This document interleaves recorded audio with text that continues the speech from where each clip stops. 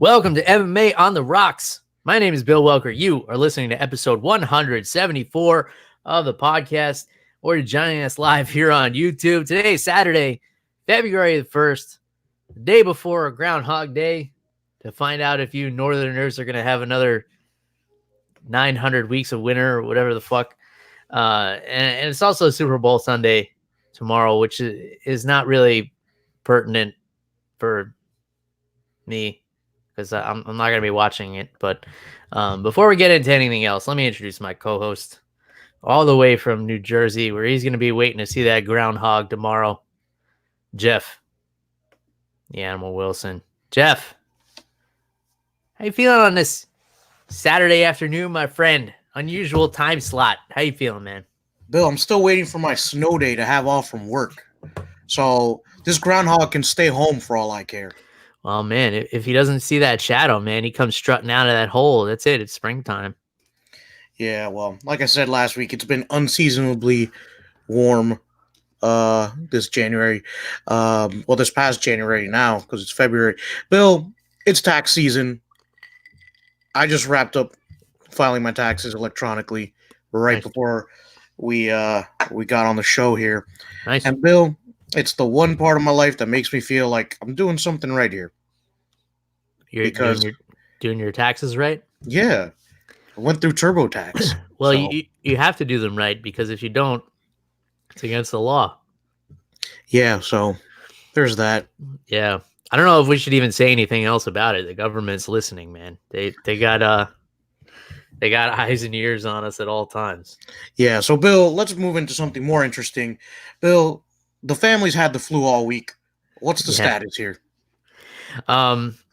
So I think we're in the clear, Jeff. I did not catch it, luckily.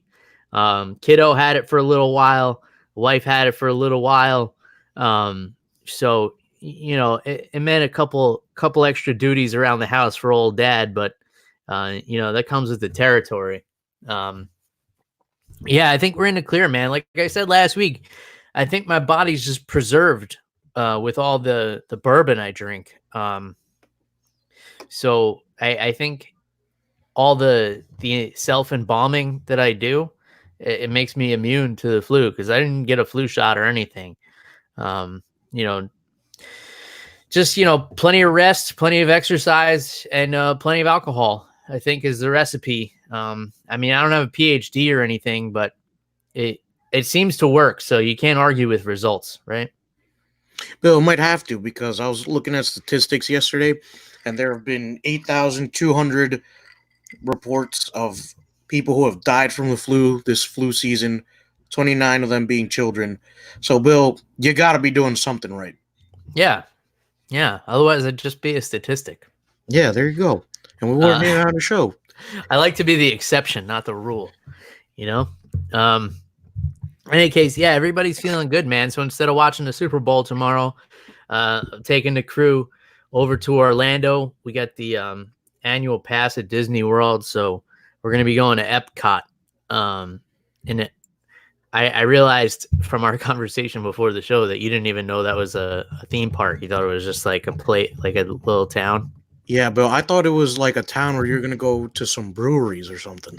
Well, funny you say that. It's kind of the idea. So it's a theme park, but out of all the Disney theme parks, it's the most adult-friendly one, because at Magic Kingdom, they don't serve alcohol. So you got to kind of bring it in on the down low on your own.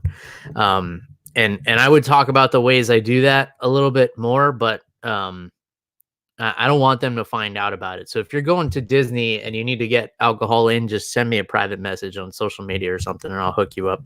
In any case, at Epcot, though, they have like some futuristic type rides and stuff. And then they have the World Showcase, they call it, which is basically a bunch of stations around a lake. And it goes in a big circle. And you go in. If you go in around the circle to your left, you start off in Mexico, and then you go to Norway, and then you go to like China and United States, Japan, Morocco, Italy, Canada's in there somewhere, France, United Kingdom. But each section is themed. So, they'll have like the Senorita Minnie Mouse out there running around, and they got some like Mexican street food. And then you go to Japan and you could get a Kirin beer. Mexico, you get your Modelo. Norway, you get your like Icelandic Viking beer and like a Viking mug. You go to Germany, you get like a Pilsner. France, you get like, I don't know, some wine or whatever.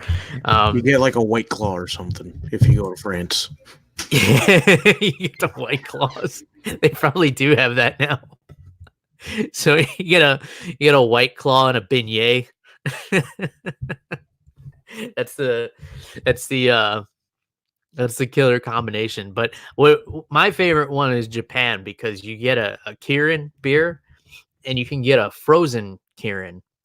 So a frozen beer is just a regular beer, and then they put on top of it like a frozen beer foam. It's like a slushy. It's like a beer slushy, and then it like kind of melts down into the beer, and it keeps it cold the whole time. The slush doesn't taste like anything. It tastes like beer foam, but it melts down into the beer, but it still tastes like beer. So it doesn't water it down or anything. And that's my favorite thing at Epcot, the frozen beers. So I've been laying off the beer lately, Jeff, just for the old waistline. But when you go to the World Showcase, I think it would be irresponsible to not sample the beers from the different cultures.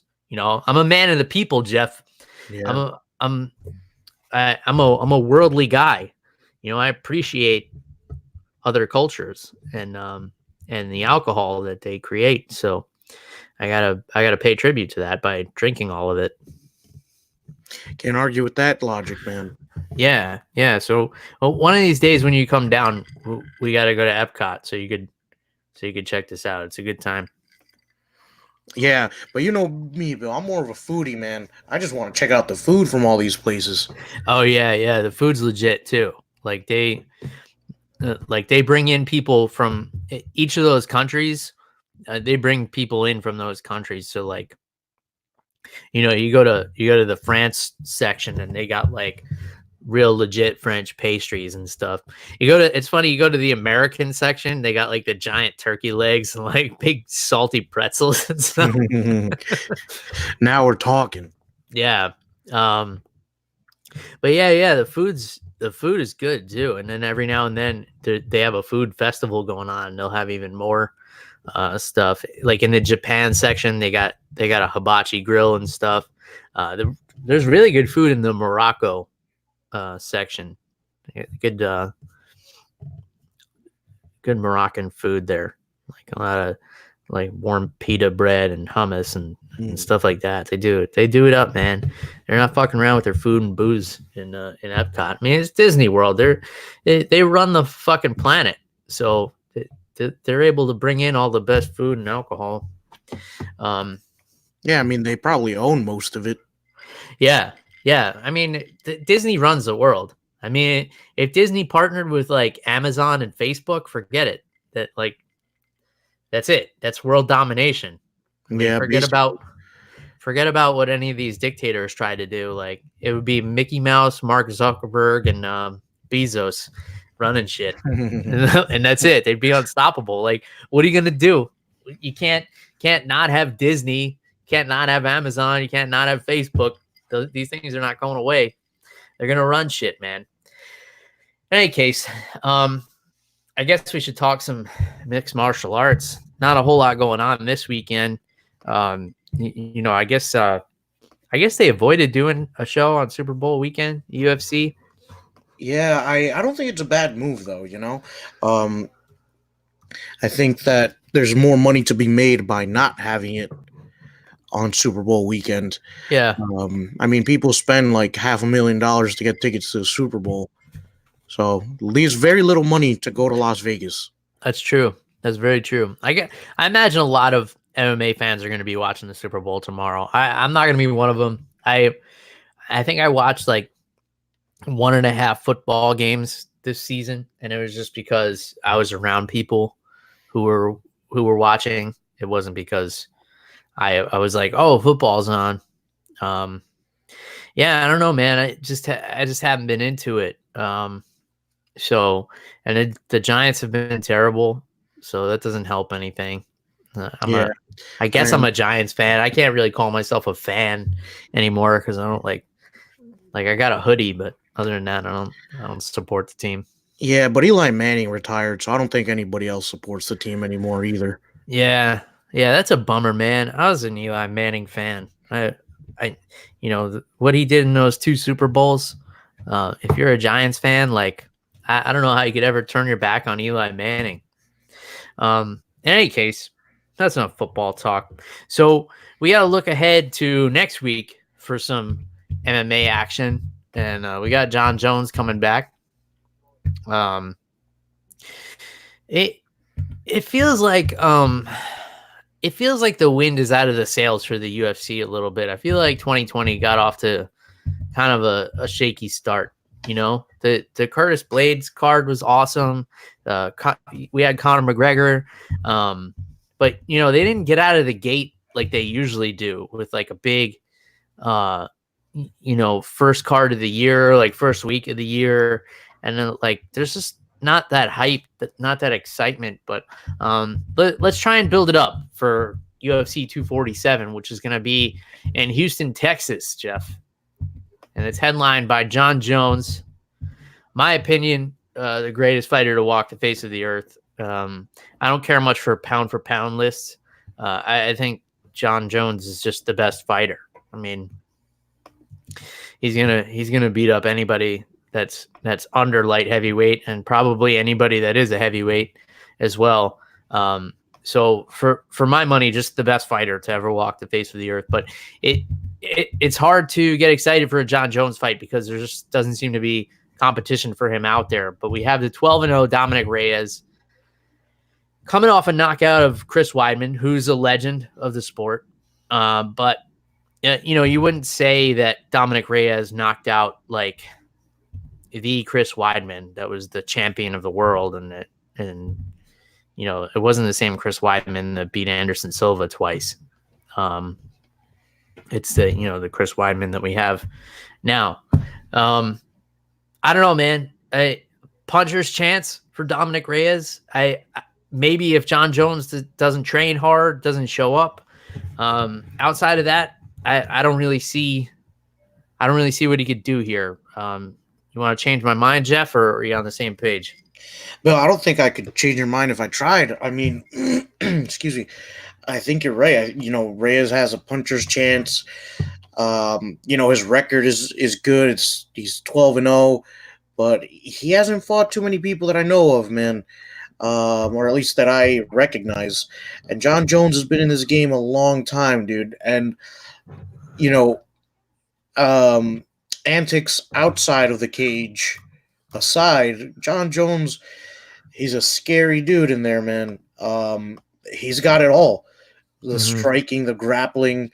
I don't see Dominick Reyes excelling in any of these areas over John Jones. And don't get me wrong, Dominick Reyes, he's a good fighter. He's beaten Ovince St. Preux, Volkan Ozdemir, like you said, knocked out Chris Weidman, has a win over Jared Cannonier, submitted Jeremy Kimball, just looking at his record here. But it looks like he's well-rounded, and maybe in another life, in some alternate universe where John Jones never fought in the UFC, Dominick Reyes would have a chance here. But I just don't see it, man. Jones has been in this game forever, dude. Yeah, it's tough. I mean, the fight with Ozdemir is probably his biggest win since Ozdemir has fought for the title, and he's the only person that Reyes has fought who has fought for a title at light heavyweight. But I thought Ozdemir won that fight. I think Dominick Reyes got away with one there. If you go back and watch that fight, Ozdemir had him hurt, and he had him in a lot of trouble. So imagine what John Jones would do to Volkan Ozdemir. We saw what DC did to him, and I'm not trying to bring MMA math into this, but I got to play with the variables that we know of. So, and the thing with John Jones is everybody who's faced him is they all say the same thing. They think like, oh, I could be the one to beat him, and then they get in there with him, and they've never seen anything like him before, and that's what everybody says, from Vitor Belfort to Chael Sonnen to Daniel Cormier, Alexander Gustafsson. You know, they all think they could deal with John Jones. And then they get in there with him, and it's a whole different story. Dominick Reyes hasn't come close to being in there with somebody like John Jones. So that's the troubling part, and it's the troubling part for marketing this fight as well. You know, like how do you kind of sell this as a I don't know where I was going with that point. In any case, Dominick Reyes could very well come in here and shock the world. And then, you know, we got a new 205-pound champ. I feel like the division could use that shakeup. But I don't see it being very likely. You know. So there's that. I guess we didn't help build the excitement for this one, Jeff. Yeah, I don't think so either. But Bill, I mean, you're not wrong, dude. John Jones has thrown around some incredible grapplers, man. You know, able to take down DC, had no trouble against Glover Teixeira. He has fought a who's who of this light heavyweight division, and he's going into a new generation of light heavyweights, and he's beating them too. Mm-hmm. Can't even think of anybody. Trying to think of like a newer light heavyweight that he's fought. Hold on, I gotta look at John Jones' record here for a sec. But I mean, he's been in the game at least 10 years now. Started when he was like 18, and he's just now stepping into his prime. Yeah. I mean, yeah, that's the scary part about it. 32 years old, like this is when he's hitting his man strength. Oh yeah, and he's been dominating the game since he was a teenager. So you know, Anthony Smith, you could say, is an up and coming light heavyweight. Thiago Santos recently, you know, made a move up to light heavyweight. You know, it's not a division with a ton of young guys. You know, we got a lot of prospects coming off of Dana White's Contender Series, but they're still a couple years away from fighting for the title, or maybe not. You know, Dominick Reyes only has 12 fights, and he's getting in there with John Jones. So we'll see, man. I mean, you never know with John Jones, too. That's one thing I'll say. Like, he could go out on one of his famous pre-fight benders the night before and show up hungover for the fight. And, you know, you can't sleep on Dominick Reyes, that's for sure. I mean, the guy's got undeniable power. So if he's able to catch John Jones sleeping in there, it's going to be a short night for Johnny Bones here. In any case, anything else on that main event? Nah, dude. I mean, I'm just looking at John Jones' record here. You know, like you said, the win over Santos was impressive. Anthony Smith, he made look like kind of a chump in there, and you know, Smith's a really good fighter. Beat Gustafsson again pretty decisively, but Bill, I'm still convinced that Gustafsson beat him the first time. You will never change my mind on that. Just decimated Chael Sonnen. But yeah, but you're gonna say something?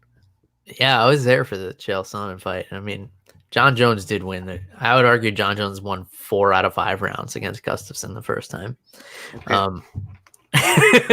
That's just going to be the one thing we have to agree to disagree on forever, Jeff. It's like one of those few things you and I don't see eye to eye on, but that's what keeps it fun. We don't have to be like the liberals and conservatives, you know. We can have differing opinions and still get along.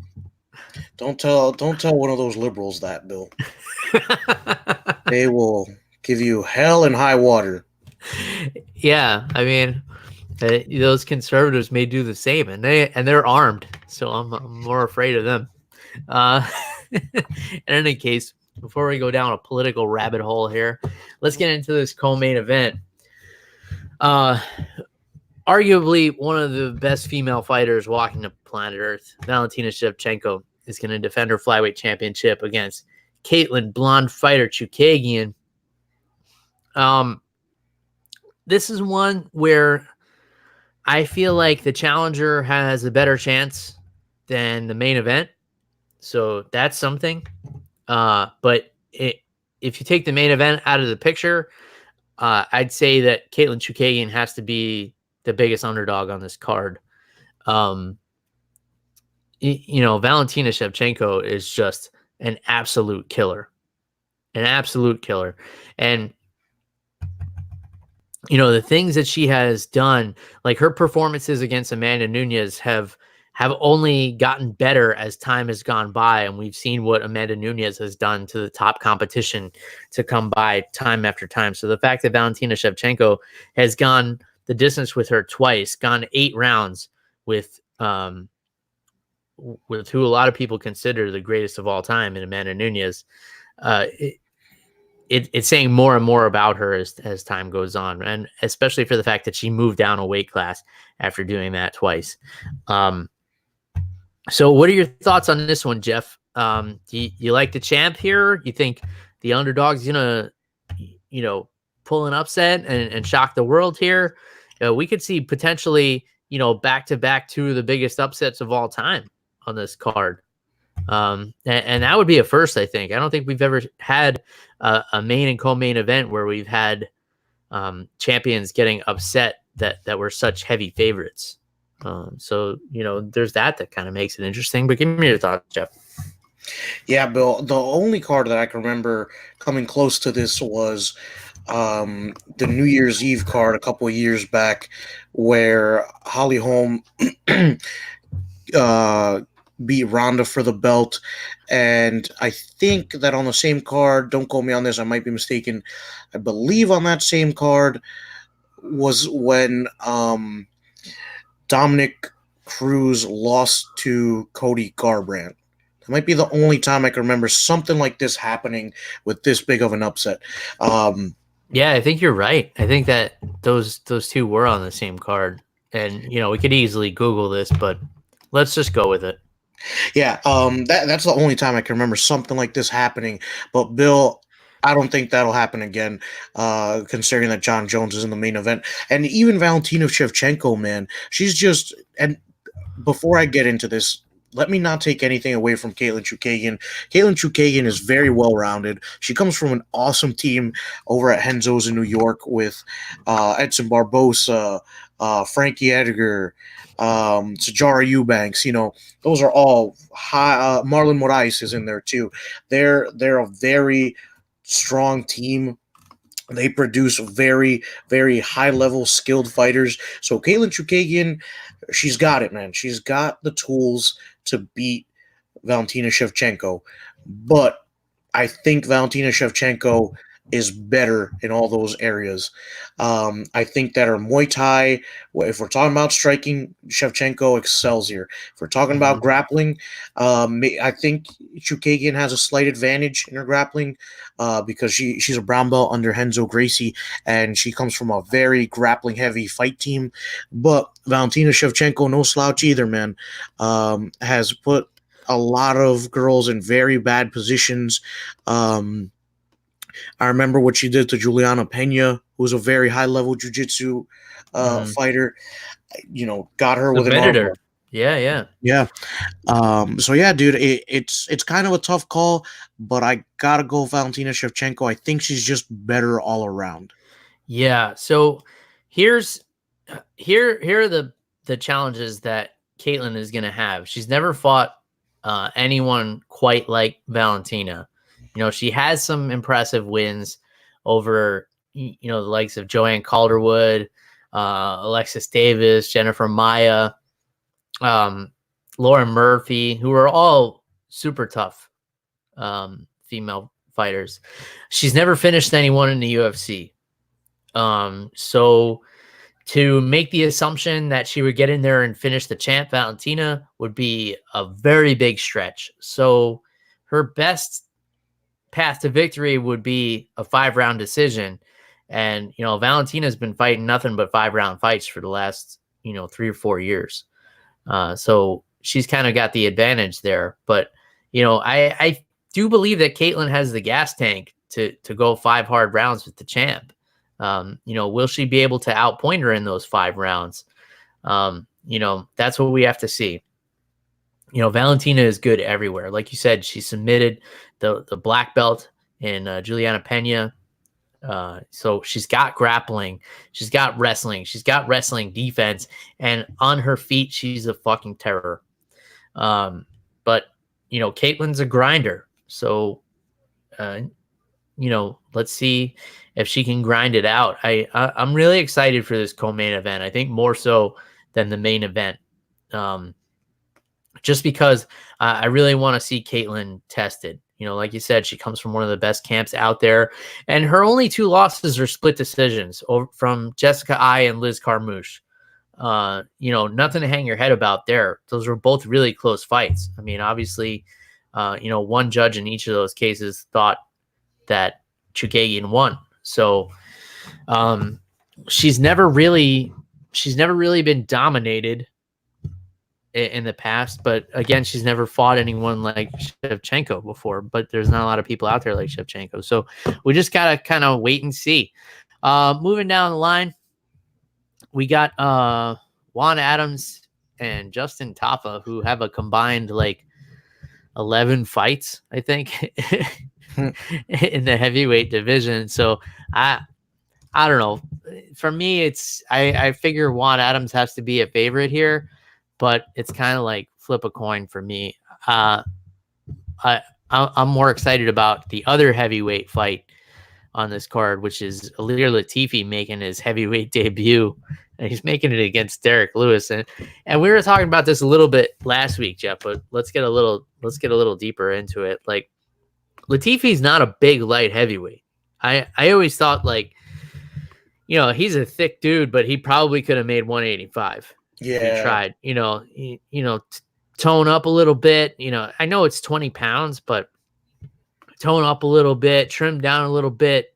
I don't know.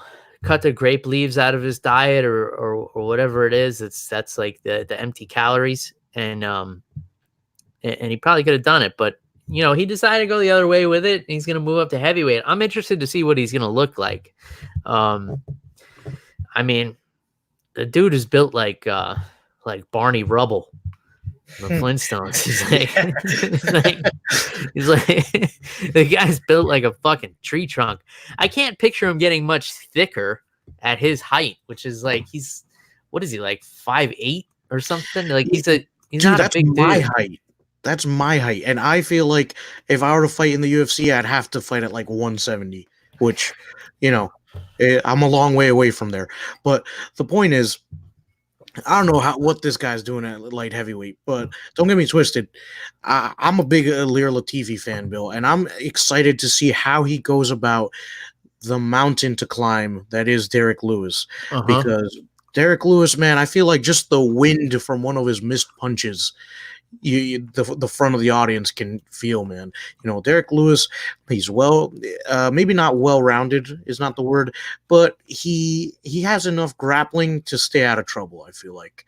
And he's got power to take out anybody, man. This is going to be a really interesting matchup.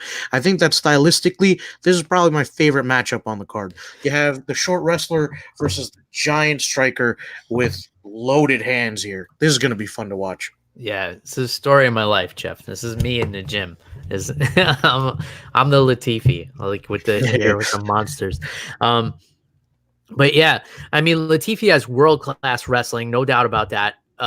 He could probably take down most heavyweights because most heavyweights don't have anywhere close to the wrestling pedigree that Latifi does.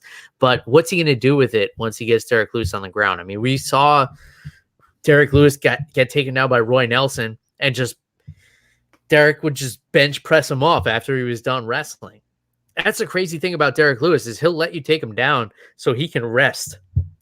And then he throws you off of him when he's done being on the ground, and gets back up and starts swinging. We know he's dangerous for the entire fight. We saw the name escapes me right now.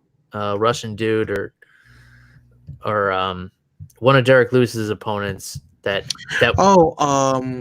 was it Volkov? Yeah, Alexander Volkov was dominating Derrick Lewis for two and 7/8 rounds, and then Derrick Lewis comes out of nowhere with a big bomb and knocks him out. So I think Latifi can get Derrick Lewis down. I don't think he can finish him down there, just because we haven't really seen the submission skills from him outside of his guillotine finish of Ovince St. Preux. We haven't seen. Roy Nelson is a world-class black belt, and he couldn't submit Derrick Lewis down there. And we know for a fact that Derrick Lewis is dangerous for the whole 15 minutes. So with all that information, I think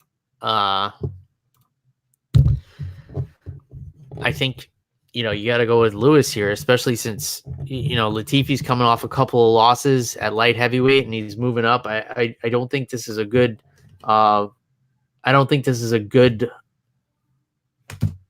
welcoming fight to the heavyweight division for Latifi here. But all that aside, I still am very excited for this fight, and I want to see how it plays out.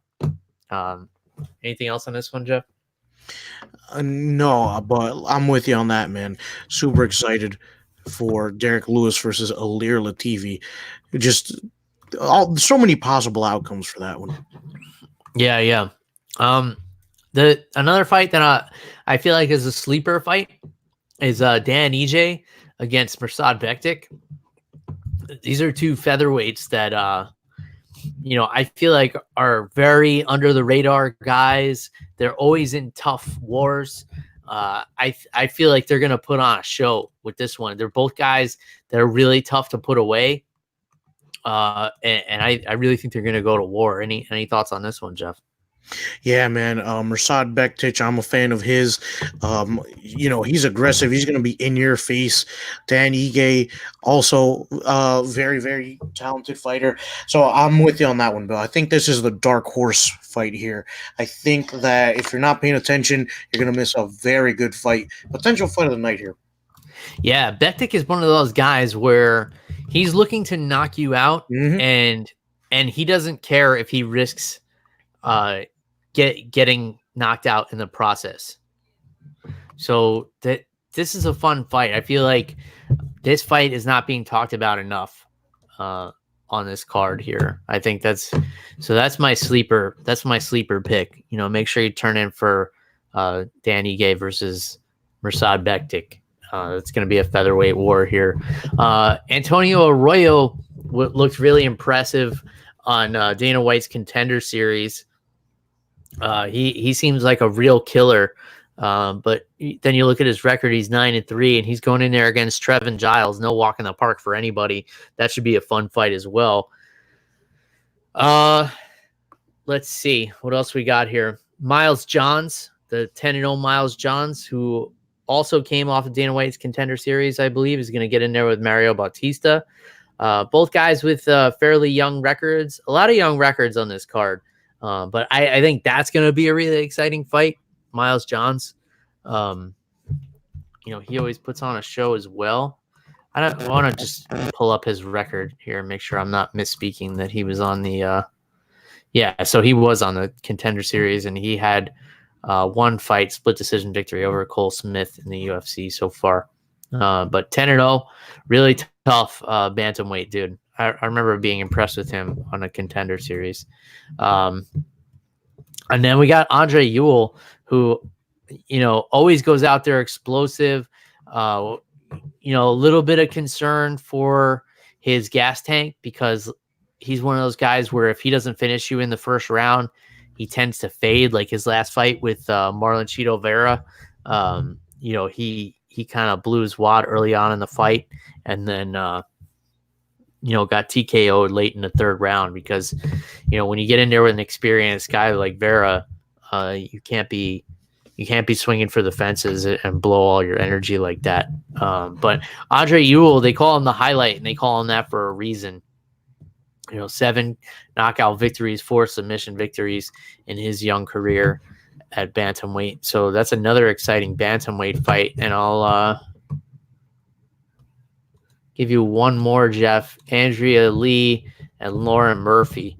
That's gonna be a war of two veterans, you could say, of the women's division here. So, what's catching your eye, kid?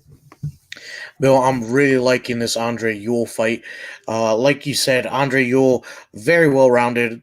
The dude's a highlight reel when it comes to his fights. And he's someone that, I think that if you are a more devoted fan, Andre Ewell is someone to keep your eye on because I think he's going to make a splash in this bantamweight division. And Bill, Matt Temple says, "Congrats on your green didgeridoo," or something. Yeah, I think he's trying to break my balls here a little bit. So I was recently promoted with my green monk call in Muay Thai. So the monk call is the kind of headband that the Thai wear. So it's the level 1 towards my certification as a Muay Thai trainer under my Muay Thai coach Matt McCusker. It was a surprise, and it was a big honor for me because Matt is a super legit Muay Thai instructor. He's a crew, which means teacher in Thai, under Mark Delagrati, who I've heard that name before. He's out of Boston, I think, or Massachusetts. Yeah. Well, Boston is in Massachusetts, Jeff. Yeah, but I didn't know if he was specifically out of Boston. But yeah, that dude's actually in the movie Here Comes the Boom with Kevin James. Yeah, he's the guy who trains him to get ready for like MMA and stuff because it's a good movie. You should check it out. But yeah, Mike Delagrati, he's legit, man. Yeah, back in the day, he trained a lot of UFC fighters. He still does. Rob Font is under Mark Delagrati. Back in the day, Kenny Florian was under Delagrati. Calvin Cater, I believe, is with him as well. Yeah, and Cater's somebody with some good Muay Thai, man. Yeah, tough dude. So, my Muay Thai comes from some strong lineage, and it was a proud moment. It was really cool of him to do that, to honor me with that. So I got my green Mongol, and one step closer to being a certified Muay Thai trainer. No plans on being a world-class fighter or anything, but if I could help some other people reach their goals down the line, then that'll be cool. 7 years doing Muay Thai now, Jeff, and this month is also 7 years of doing Brazilian Jiu-Jitsu as well. So it's a big deal for me because I still love Jiu-Jitsu as much as I did 7 years ago on my first day when I was just a dumb wrestler who didn't know any better, and I was double legging people right into guillotines and triangles and getting my ass choked out regularly. And that hasn't necessarily changed, Jeff. I still get choked quite a bit, but that's because I'm training with some of the best jiu-jitsu people around. So so that's that. That's a little bit of me. Yeah, so Bill, congrats on getting ranked up in Muay Thai. And Bill, I don't know about their ranking system in Muay Thai, but from what I understand, is that more of a Western thing? Like in traditional Thailand Muay Thai, are the headbands and ranking, is that like a system over there? Would you happen to know that? Yeah, so in Thailand, they do it more than they do here. Here, a lot of the schools don't really have a ranking system, and if they do, it's some weird kind of like they have belts, and if you ever hear of like a black belt in Muay Thai, like that's kind of bullshit. But so the Mongkol is it's a traditional thing in Muay Thai, and it's a spiritual thing in Muay Thai. So I've had to learn a lot about this. It's a headband that goes around around your forehead, and then in the back it has kind of a little tail that hangs down. And they're very superstitious, the Thai. So Mhm. you never want to when you take it off, you never want to have it held below your heart, because that will mean bad luck for you in the ring. So if you hang it up, you got to hang it on the wall, like higher than your heart, and you never put it on the ground or anything like that. Mm. They're kind of superstitious like that. Um, so and they wear it. I don't know if you've ever watched like Muay Thai on like real Muay Thai kickboxing on Fight Pass or anything like that, Jeff. But they come in the ring and they have the monk call on, and they have their armbands with the tassels on it, and they do like a little kind of seance when they come in the ring, where they kind of they bless the ring, and it's so like no evil spirits come in the ring to affect the outcome of the fight. And they also have to go over the top of the ropes. They don't go in between the ropes, because that lets the evil spirits in. So they make sure they don't let them in, and then they do like a little prayer to kind of keep them out. And then the trainer takes the monk call off of them and hangs it on their ring post.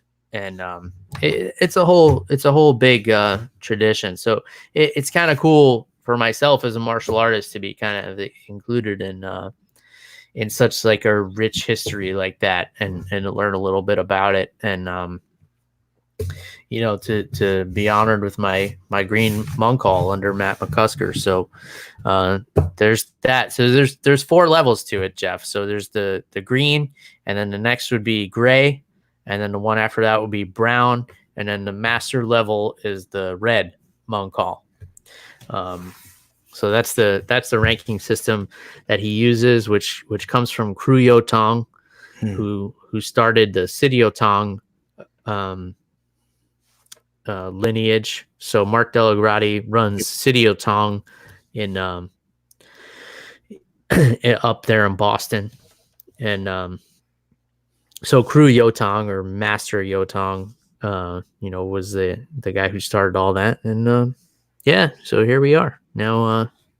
If you guys want to learn some punching and kicking and clinch and stuff like that, I can help you out with your basics and things like that. And I have a certification.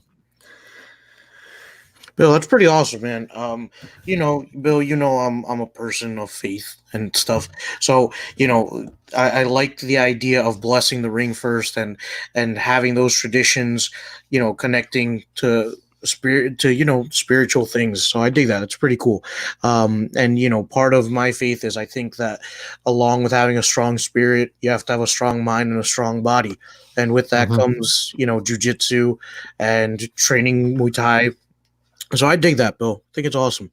And Bill, before we go any further into this card, I just want to point out, because you mentioned Fight Pass, that one of the more local circuits of MMA here up in the Northeast is going to be featured on Fight Pass this evening. It is the Cage Fury Fighting Championships. And Bill, you remember our coach for Brazilian Jiu-Jitsu, Sadeko Honorio, former flyweight champion of the Cage Fury Fighting Championships. Unfortunately, he's not on the card, but Bill, this card looks pretty exciting, man. There's 3 title fights on here. The Pat Sabatini, who I believe is the promotion's bantamweight champion, Kyle Daukus.